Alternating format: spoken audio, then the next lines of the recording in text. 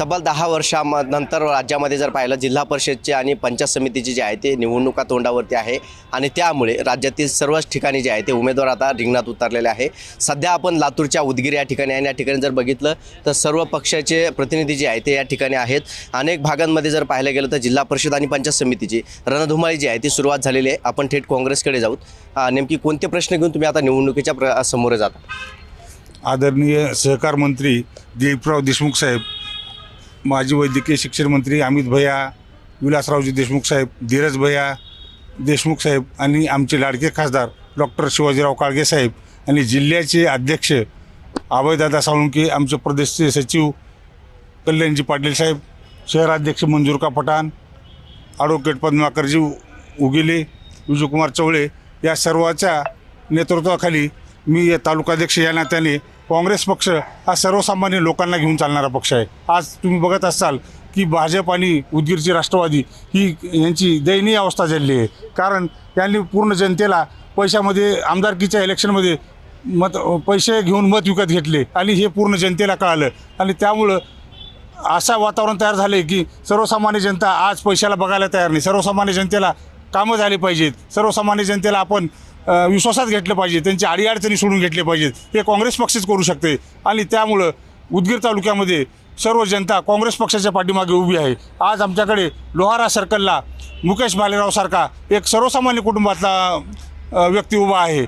नेडेवन सर्कलला एक रणजित पाटील म्हणायचा एक ग्रामपंचायतचा मेंबर असलेला आणि सर्व लोकांना सोबत घेऊन जाणारा असा एक सर्वसामान्य माणूस आम्ही ताबवलेला आहे। नळगीर जिल्हा परिषद गटामध्ये प्रशांत गायकवाड हा एकदम गरीब घरचा आणि सर्व लोकांना घेऊन जाणारा माणूस आहे।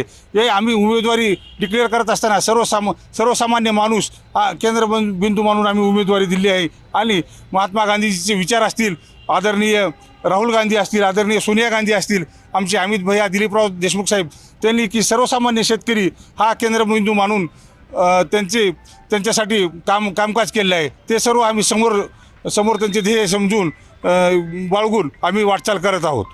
शिवसेनेचे देखील आपल्यासोबत आहेत। आमच्या महाराष्ट्राचे लाडके उपमुख्यमंत्री एकनाथ शिंदे दादा आणि आमच्या उदगीर तालुक्यामध्ये उदगीर सर्कलमधून आमचे भालेराव साहेब हे आमचे प्रश्न भरपूर घेऊन उतरलेले आहेत आणि आता जे आम्हाला आतापर्यंत जे उदगीरमध्ये विकास घडला, विकास पुरुष असं बोलत होते, तर मग त्यांनी मतदानच्या वेळेस नगरपालिका आणि विधानसभेच्या वेळेस पैसे वाटून एका मताला 1000-2000 रुपये देऊन हे मतदान खरेदी का केले? विकास पुरुष होते तर मग यांना मतदानाची काही पैसे देऊन घ्यायची काही आवश्यकता नव्हती आणि जे कामं आमच्या साहेबांनी टाकली होती, भालेराव साहेबांनी जे प्रस्ताव वरपर्यंत मांडलेले होते त्या प्रस्तावावरच आमचे कामं झालेले आहेत आणि त्या प्रस्तावाचा तुम्ही नारळ फोडून एखादी बिल्डिंग उभा करून जर श्रेय घेऊन मी काम केले म्हणून दाखवत असताल तर हे कुठली तुमची खोटेपणा आहे आणि मी केले म्हणून पुढे छाती ठोकावून तुम्ही जे उतरलात मैदानामध्ये तर तुमचं शेवटपर्यंत जाणारं काम नाही। कोणता ध्येय घेऊन तुम्ही निवडणुकीच्या रिंगणात? जय महाराष्ट्र, मी शिवसेनेचा तालुका प्रमुख या नात्याने या ठिकाणी उभा आहे। आता जिल्हा परिषद पंचायत समितीची जी निवडणूक लागलेली आहे, आता आपण पाहिलेलं आहे, आपण 1 तास भारतीय जनता पार्टी आणि राष्ट्रवादीच्या पक्ष पदाधिकाऱ्यांची या ठिकाणी वाट बघत आहोत। ते या ठिकाणी मुद्दाम जाणीवपूर्वक येत नाहीत, कारण तुमच्या कॅमेऱ्याच्या समोर बोलायची त्यांची हिंमत नाही। त्याचं कारण असं आहे, त्यांना माहीत आहे सत्तेतून पैसा आणि पैशातून सत्ता असं समीकरण त्यांचं जुळलेलं आहे। त्याच्यामुळं कॅमेऱ्याच्या समोर बोलून त्यांना मतं मिळणार नाहीत हेही माहीत आहे आणि बोलायचं काही त्यांच्याकडे नाही साधन। पैसा जनतेला वाटणे, गोरगरीब जनतेला वेगळ्या मार्गाने वेगळ्या दिशेनं देणे आणि बाबासाहेबांची लोकशाहीची जी घटना दिलेली आहे, मताचा जो अधिकार दिलेला आहे, तो अधिकार संपवण्याचं महापाप या इथल्या सध्याच्या रनिंग आमदारांनी केलेलं आहे। याचं कारण असं आहे, हा विकास म्हणत असताना आता ताईंनी सांगितलं तुम्हाला, विकास केल्यानंतर माणसाला निवडणुकीमध्ये पैसेच लागत नाहीत। 2019च्या निवडणुकीमध्ये 1 रुपया न वाटता ते आमदार झाले, मंत्री झाले। मग 2024मध्ये तुम्ही म्हणता विकास केला आहे, मग विकास करत असताना एवढा जर विकास केला आहे तर मताला 2-4 हजार रुपये का द्यावे लागले आणि 70-80 कोटी रुपये तुमच्याकडे आले कुठून आणि ते वाटले कसे? सुधाकर भालेराव साहेबांच्या काळामधल्या ज्या काही योजना होत्या त्यांच्याच काळामध्ये या ठिकाणी आलेल्या आहेत। नवीन योजना फक्त 2-3 योजना त्यांनी या ठिकाणी आणलेल्या आहेत। हे पोलीस स्टेशनची इमारत असेल आणि रेस्ट हाऊस असेल एवढीच योजना त्यांच्या काळात आलेली आहे। बाकी राहिला पाण्याचा विषय असेल, उड्डाणपुलाचा विषय असेल, उदगीरचे स्वच्छ आणि सुंदर शहर बनवण्यासाठी सुधाकर भालेराव साहेबांच्या 10 वर्षाच्या कारकिर्दीमध्ये अतिशय चांगल्या प्रकारे त्यांनी काम केलेलं आहे। 1 रुपया खाल्ला मी जनतेचा तरी मन्नातवर कपनाचा टिळा होईल ही भूमिका घेऊन जनतेचे प्रश्न मांडण्यासाठी सुधाकर भालेरावांनी स्वच्छ राजकारण केलेलं आहे। आज आपण म्हणताय उदगीर तालुक्यामध्ये राज्यामध्ये इतका मोठा भ्रष्टाचार आहे. साध्या तहसीलमध्ये गेलं तर 8 ते 10,000 रुपये रॅशन कार्डला लागतात. गल्लोगल्ली दारूचा सुळसुळाट आहे. पण काय एवढ्या मोठ्या प्रमाणावर वाढलेला आहे. कुठेही पानटपरीवर मटका चालतो. खेडेगावापर्यंत मटक्याचं हे धेर गेलेलं आहे. म्हणून सामान्य घरातल्या सामान्य कुटुंबातल्या माणसाला वंगळी कुठली तरी दारू पाजवायचं, निवडणुकीमध्ये आमिष दाखवायचं आणि निवडून यायचं. 8 दिवस दारू पाजल्यानंतर तो 9व्या दिवशी दारू पियाला घरामध्ये मायबापासोबत भांडणं करून पैसे मागतो. ही अवस्था या मतदारसंघामधली आहे. आपल्यासोबत काँग्रेसचे कार्यकर्ते आहेत. काय सांगाल, कोणते प्रश्न घेऊन आणि कोणते महत्त्वाचे मुद्दे घेऊन तुम्ही आता या निवडणुकीच्या रिंगणात आहात? पहिल्यांदा मी आपल्या माध्यमाचं मी या उदगीर नगरीमध्ये स्वागत करतो की आपल्या माध्यमातून सर्वसामान्यांचे प्रश्न जनतेसमोर येण्याचा आपला प्रयत्न जो आहे त्यामध्ये आपण सर्वांना बोलवल्यावर सुद्धा भारतीय जनता पार्टी आणि राष्ट्रवादीच्या कुठल्याही कार्यकर्त्याची हिंमत इथे येण्याची झाली नाही आणि तुमच्या विनंतीचा मान त्यांनी ठेवू शकले नाहीत. त्याच्याबद्दल मी त्यांचा जाहीर निषेध करतो. त्याचं कारणच असं आहे की जिल्हा परिषद आणि पंचायत समितीच्या निवडणुका ह्या स्थानिक असलेल्या समस्येच्या अनुषंगाने मिनी मंत्रालय म्हणून जिल्हा परिषद ओळखलं जातं. त्या ठिकाणी ग्रामीण भागात असलेल्या छोट्या छोट्या गोष्टीच्या अडचणीच्या प्रत्येक समाजाच्या अडचणीचा विषय घेऊन तिथले प्रतिनिधी मांडत असतात. दुर्दैव या गोष्टीचं वाटतं की आम्ही मागच्या 15 दिवसापासून गाव पातळीवर आम्ही जातो आहे, लोकांना विनंती करतो आहे. सर्वसामान्य माणूस म्हणतो की आम्ही आता यावेळेस काँग्रेससोबत आहेत. याचं कारण आम्ही शोधण्यासाठी गेलो तर त्यावेळेस असं लक्षात आलं की मतदारसंघामधल्या साधारणतः 70 गावामध्ये आत्तापर्यंत स्मशानभूमीची जागा उपलब्ध नाही. मतदारसंघातल्या 70 गावामध्ये अद्यापर्यंत अंत्यविधी करण्यासाठी कोण्या समाजाला जागा उपलब्ध नाही. 70 गावामध्ये 60 गावामध्ये साधारणतः नदीच्या काठला किंवा कुणाच्या तरी शेतामध्ये त्या ठिकाणी अंत्यविधी केला जातो. या समस्येसाठी काँग्रेस लढते. या मतदारसंघातल्या 70% गावामध्ये मागच्या 2 वर्षामध्ये झालेला एकही रस्ता अद्यापर्यंत तिथं राहिलेला नाही. त्या गावामध्ये मुख्य रस्त्यावरून त्या गावामध्ये जाण्यासाठी अतिशय कष्टाने, म्हणजे खड्ड्यात रस्ता आहे का रस्त्यात खड्डा आहे एवढी दयनीय अवस्था या मतदारसंघातल्या ग्रामीण भागाला जोडणाऱ्या रस्त्याची झालेली आहे. म्हणून काँग्रेस पक्ष त्या कामासाठी लढतोय. सर्वसामान्य कुटुंबातल्या 60 वर्षाच्या निराधार महिला असतील किंवा अनाथ असतील, अपंग असतील किंवा श्रावणबाळ योजनेचे लाभार्थी असतील, परित्यक्त्या महिला असतील, या लोकांचे मागच्या 3 वर्षामध्ये 5 वर्षामध्ये 10% सुद्धा अर्ज मंजूर झाले नाहीत. कारण त्या ठिकाणी प्रशासक होतं आणि अशा काळामध्ये सुद्धा लोकप्रतिनिधींनी त्याकडे त्या पाहावं त्या दृष्टिकोनातून पाहिलेलं नाही. त्याच्या बैठका झालेल्या नाहीत. अनेकांचे अर्ज तहसीलमध्ये प्रलंबित आहेत. म्हणून काँग्रेस पक्ष सर्वसामान्यांचे प्रश्न घेऊन तिथं जातोय. आरोग्य सेवेच्या अनुषंगाने जर बघितलं तर प्राथमिक आरोग्य केंद्राला दुरावस्था झालेली आहे. त्या ठिकाणी जर एखादी महिला जर डिलिव्हरीसाठी पाठवली तर त्या महिलेला लातूरला रेफर केलं जातं. परंतु गावात असलेल्या प्राथमिक आरोग्य केंद्राच्या उपकेंद्रामध्ये डिलिव्हरी होत नाही, प्राथमिक आरोग्य केंद्रामध्ये डिलिव्हरी होत नाही. म्हणून काँग्रेस पक्ष त्यांच्या समस्येसाठी, त्या सक्षम संस्था बनवण्यासाठी काँग्रेस पक्ष लढतोय. अंगणवाडीमध्ये जर गेलात तर तुम्ही एकीकडे AI टेक्नॉलॉजीची चर्चा केली जाते आणि आजच्या अंगणवाडीमध्ये आम्हाला साधं लेकराला पोषक आहारसुद्धा पोहोचवला जात नाही आणि अंगणवाडीमध्ये सुसज्ज असं कुठलंही खेळण्याचं साहित्यसुद्धा अंगणवाडीमध्ये उपलब्ध नाही. लेकरांना बसण्यासाठी बेंचेस नाहीत आणि डिजिटल अंगणवाड्या करू शकले नाहीत. म्हणून आम्ही जिल्हा परिषदच्या माध्यमातून या अंगणवाड्या सक्षम करण्यासाठी आम्ही गाव पातळीवर जातोय. आपल्यासोबत सर्वसामान्य देखील आहेत. काय सांगाल, काय अपेक्षा आहेत नेमकी तुमच्या जिल्हा परिषद आणि पंचायत समितीवर? जिल्हा परिषदेमध्ये मी अपक्ष उमेदवार. मी गेले 15 ते 20 वर्षापासून भारतीय जनता पार्टीमध्ये काम करत होते. पण त्यांनी काय केलं, शेवटी पैशाच्या बळी पडून दुसऱ्याला तिकीट विकलं गेलं. ते गावचा सरपंच त्यानं गाव विकून खाला, तरीसुद्धा त्यालाच तिकीट दिले पैसे घेऊन. तर मी अपक्ष म्हणून कार्यरत आहे आणि मी निवडून येणार आहे अपक्ष म्हणून. काय कोणते मुद्दे घेऊन मग तुम्ही निवडणुकीच्या रिंगणामध्ये आहात? माझं काम आहे ना, निराधार असेल, परित्यक्ता काम असेल, राशन कार्ड असेल, मी भरपूर माझ्या गावातले कामं केलेले आहे. मी निवडून येणार आहे अपक्ष. काय सांगाल, काय? माझा परिचय पद्मसिंह शेषराव करखिलीकर, हेर जिल्हा परिषद गटामधून मी अपक्ष उमेदवार आहे. कपाट हा माझं निवडणूक चिन्ह आहे आणि उदागीर बाबाच्या पावन नगरीमध्ये आपलं आगमन झाल्याबद्दल मी आपलं स्वागत करतो आपल्या चॅनलचं सर्वप्रथम.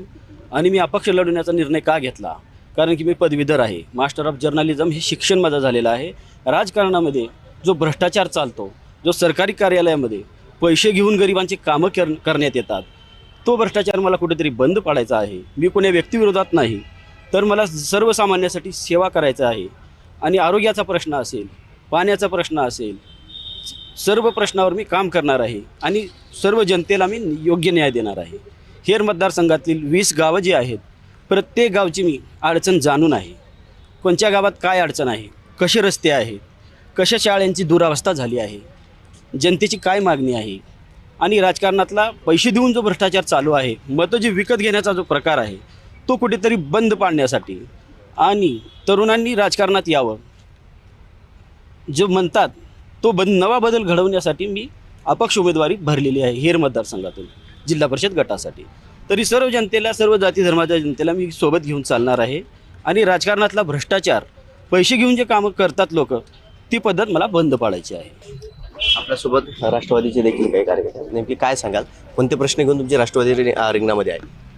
मी राष्ट्रवादी काँग्रेसचा शहराध्यक्ष म्हणून इथं बोलत आहे. आमची काँग्रेससोबत आघाडी आहे. शरद पवार साहेबांचे विचारांचे आणि काँग्रेसचे विचार एक असल्यामुळे आमचे इथं राष्ट्रवादी काँग्रेसचे प्रदेश सरचिटणीस असलेले शिवाजीराव मुळे सर काँग्रेसच्या चिन्हावर निवडणूक लढत आहेत तोगरी गटातून. तर मी एकच इथं म्हणतो की बाबा आमचं विरोधक जे आहेत, आमच्या समोरचे लोक जे घडीचं चिन्ह घेऊन जे निवडणूक लढवत आहेत आणि भाजपवाले, ह्या दोघांनाही जिल्हा परिषदच्या निवडणुकीमध्ये लोकांचे मतदान मागायचा अधिकार नाही त्यांना. कारण ज्या लोकांनी जिल्हा परिषद शाळा पाडून क्रीडा संकुल करतायत, शाळा पाडून कुठं दसरा मैदान करतायत, असले लोकांना लेकरांचे विद्यार्थ्यांचे शिक्षणाचं सोडून दुसरंच काहीतरी भलताच करायचा ह्या लोकांना नाद आहे. तर ह्या लोकांना अधिकार नाही की जिल्हा परिषदच्या निवडणुकीमध्ये त्यांनी मतदान मागावं. नुसतं बिल्डिंगं बांधले किंवा नुसतं स्ट्रक्चर उभा केले तर त्याच्यातून लोकांचा काही विकास होत नाही, कल्याण होत नाही. हे सगळं बिल्डिंगं बांधणं हे गुत्तेदारीचे कामं, हे टक्केवारीचं कामं आहेत. ह्याच्यामुळे सामान्य लोकांचे काही विकास होत नाही आणि हे सामान्य लोकांचा, गोरगरिबांचा, खेड्यापाड्यातील लोकांचा विकास हे काँग्रेस करू शकते. म्हणून राष्ट्रवादी काँग्रेससोबत आघाडी करून त्यांच्यासोबत त्यांच्या प्रचारात आम्ही जोराने चालू. जिल्हा परिषद पंचायत समिती ही निवडणूक ही आपल्या कार्यकर्त्याची आहे. आता आमचे काँग्रेसचे ज्येष्ठ नेते उगिले सर जे म्हणले त्यांच्याकडून मला गोष्टी आवडल्या, पण त्यांनी ह्याच्या अगोदर भाजपच्या सोबत, राष्ट्रवादीच्या सोबत त्याला सर्व त्यांनी कामं केली आहेत आणि त्यांना सर्व गोष्टी त्यांना जाणीव आहे. मी एक सामान्य कार्यकर्ता किंवा सामान्य ज्या ग्रामीण भागात काम करतो तळागाळातून, आज ग्रामीण भागाचा पहिला महत्त्वाचा प्रश्न आहे दारूचा. दारू व्यसनाधीन झालेली लोक प्रत्येक 4 महिने 6 महिन्याच्या तांड्या वाजत्यावर एखादी तरी मृत्यू होतो त्या घरामध्ये तांड्यावरती. ते महत्त्वाचा प्रश्न दारूबंदीचा आहे. राहिला दुसरा प्रश्न तुमच्या जिल्हा परिषद पंचायत समितीचा. सर्वांनी जर पैसेवाले उमेदवार थांबिलात तर सामान्य कार्यकर्ता जो 25 वर्ष आपलं आयुष्य वाया घालतो, ना शिक्षण घेत नाही, ना घर सांभाळत नाही, ना आपल्या पत्नीकडे पाहत नाही, आपल्या मुलाबाळाकडे पाहत नाही, पूर्ण आयुष्य आपल्या पक्षात घालतो. मी कोणाच्या पक्षाचं नाव घेत नाही किंवा पक्षावर टीका करत नाही. त्या सामान्य कार्यकर्त्यांनी निवडणूक केव्हा लढवाई, ही जर घोडेबाजार झाला या इलेक्शन निवडणुकीचा आणि प्रत्येक वेळेस उमेदवार तुम्ही बाहेरून आणलात, मुंबईहून होतो, लातूर होतो, पुणे होतो, अरे हे जे 25 वर्ष घातलेत ना सर्व कुठं आहे उमेदवार आणि कुठं मागणी कुठं करावं 5 वर्षात. आमच्यासारखं समजा एक, आता मी एक उदाहरण देतो, आता माझं वय 56 आहे. समजा ह्यावेळेस निवडणूक घडलो तर माझं कुठंतरी मला पुढचं काहीतरी काम करायची संधी आहे. आता पुढच्या 5 वर्षांत मी 60चा होणार आहे आणि आमच्यासारखे सामान्य कार्यकर्ते म्हणले पाहिजे. सामान्य कार्यकर्ता काम करणारा तळागाळात ज्यावेळेस जिल्ह्याचा आणि तालुक्याचा नेता आपल्या गावात येतो त्यावेळेस पूर्ण सतरंजा उचलण्यापासून, पाण्यापासून, चहाचा तो कार्यकर्ता काम करतो, हारापासून करतो, शालीपासून करतो. ह्या कुठंतरी उदगीरच्या ह्या सर्व पक्षीय कार्यकर्त्याला, नेत्याला माझी विनंती आहे, तुम्ही सर्व हे माझा उमेदवार पाहिजे, माझ्या ताब्यात पाहिजे, अमुक पाहिजे, हे तुम्ही म्हणल्यापेक्षा सर्वसामान्य जे तुम्ही सुद्धा मोठे झालात, तुम्ही कुठे तळागाळातून मोठे झालात, त्यापेक्षा तुम्ही आपला कार्यकर्ता काय करतो, कार्यकर्ते उणीव काय, कार्यकर्त्याच्या कुटुंबाला काय पाहिजे, तुम्ही पहिले कार्यकर्ता जपा. हे जे तुमची लावलाय घोडेबाजार पैशाचा हे बंद करा. रस्ता नाही, नाली नाही. आता 10-12 गावाला पाहिलं मी, अक्षरशः गावात जाता येत नाही. मग एवढे पदं जर आपल्या उदगीरला कुठल्याही पक्षाचे असो, मी प्रत्येक पक्षानं आमच्या उदगीरला पद दिलं आहे, त्या पदाचा कुठतरी तुम्ही चांगला उपयोग करा, जनतेसाठी करा. आलेला प्रत्येकाचा पैसा इलेक्शनचा निवडणुकीचा असो, आज तुझ्याकडे किती पैसा आहे तुला तिकीट देतो, विधानसभेला, लोकसभेला आणि पंचायत समित्या, जिल्हा परिषदला हीच चालली यांची घोडेबाजार. माझी फक्त तुमच्या जय महाराष्ट्राच्या माध्यमातून मला एवढीच विनंती आहे की ग्रामीण भागामधली जी दारू चालली आहे, जे रस्ते आहेत, आरोग्य आहेत, आमचे वकील साहेब काही गोष्टी म्हणल्या त्यांचं मी स्वागत करतो. मी टीका त्यांच्यावर करत नाही, पण त्यांची सुद्धा जबाबदारी आहे. त्यांनी सुद्धा 15-20 वर्ष काम केलेत. सामान्य जनतेला काय लागतंय, कार्यकर्ता काय लागतंय ते पाहणं गरजेचं आहे. अन्यथा कार्यकर्ता तुम्हाला दिसणार नाही. कार्यकर्ते आज उठून गेले आहेत. कार्यकर्ते लक्ष द्या. कार्यकर्ता जर चांगला केला सक्षम तो आज कुठतरी मतदारापर्यंत जाऊ शकतो आणि मतदार सांभाळतो. आज प्रत्येक ह्याने म्हणले हे अमुक हे पहिले अर्थे झाला, भ्रष्टाचार केला, सगळा किळस लावला, हे नाही संजय बनसोडे सगळा किळस काढला, पण त्याला मोडीत काढण्यासाठी तुम्ही जे सामान्य कार्यकर्ते थांबलात ते कुठल्याही पक्षाचा असो, कोणी असो, तुम्ही त्या कार्यकर्ता तुम्ही मोठं करा, त्याला तुम्ही निवडून द्या आणि तुमची ताकद दाखवा. सर्व पक्षीय कार्यकर्त्याची तुम्ही ताकद दाखवा. जोपर्यंत तुम्ही ताकद दाखवणार नाही, तुम्ही अशाच एखाद्या नेत्याच्या दावणीची तुम्ही बैल होताल आणि तुम्हाला एक दिवस तुमची सगळी ताकद संपली की तुम्हाला खाटकाकडे कापायला दिले जातील ही परिस्थिती कार्यकर्त्याची आहे. ह्याच्यानंतर सुद्धा कार्यकर्त्यांनी कुठं लक्ष देऊन वेळीच आवरा. ही संधी आहे, जिल्हा परिषद पंचायत समितीच्या माध्यमातून ही संधी आहे. पुन्हा संधी येणार नाही. सामान्य कार्यकर्ता निवडणूक इथं लढतो ना, आमदार होत नाही ना पुढे खासदार होत नाही, काय नाही. फक्त ही जे आपल्या 25 वर्ष वाया घातलेली जी आपल्या जीवनाची पुंजी, आपल्या लेकरं बाळ पत्नी आई वडील सर्व सोडून तुमच्या मागे लागतो. ह्याचं कुठं तुम्ही सर्व पक्षीय कार्यकर्त्यांनी या जागीच थोडे विचार केला पाहिजे. आणि सर्वसामान्य कार्यकर्ते कुठल्याही पक्षाचा असो, म्हणतो कुठल्याही पक्षाचा असो, त्याला आपण निवडून दिलं पाहिजे. ही तुमची जबाबदारी आहे कार्यकर्त्याची. एवढंच बोलून मी थांबतो. नमस्कार. अजून एक लक्षात आहे, तब्बल 20 ते 25 वर्ष तुम्ही पक्षाचं काम केलंय, मात्र कार्यकर्ता जो आहे तो मोडीत आलाय असं म्हणलं जातं.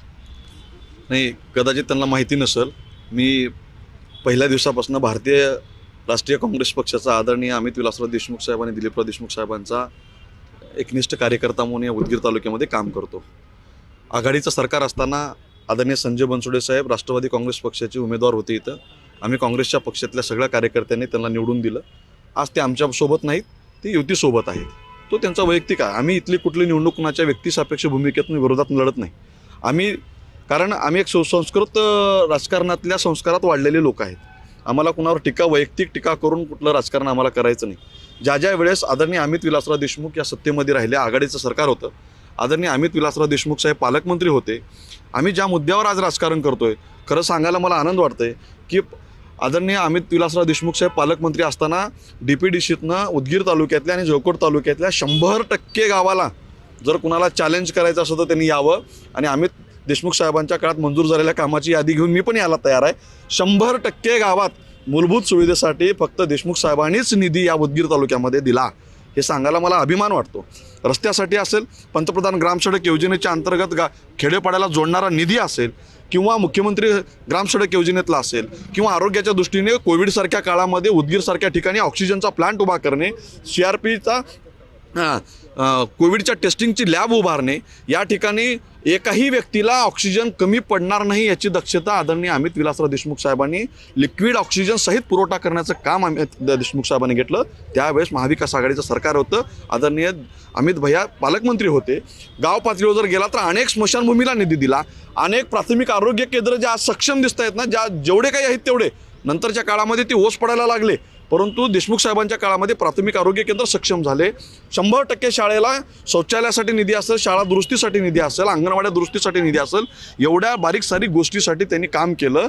निराधारांचे अर्ज मंजूर करण्यासाठी पालकमंत्र्यासारख्या माणसांनी बैठक घेणारा इतिहासामध्ये फक्त अमित देशमुख साहेबांनी केलेलं होतं जिल्हा पातळीवरती, की त्यांनी आढावा घेतला की किती निराधाराचे अर्ज मंजूर झालेत, किती शोषितांचे अर्ज मंजूर झाले, अपंगाचे अर्ज मंजूर, अपंगाचा निधी पोहोचला का, ग्रामपंचायतचा निधी त्यांच्यापर्यंत पोहोचला का. हे जिल्हा परिषद पंचायत समितीचं उद्देश आहे.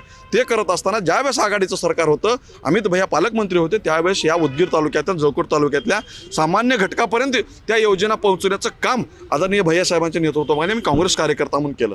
काँग्रेस पक्ष हा कार्यकर्ता जगवण्यासाठी काम करत नाही.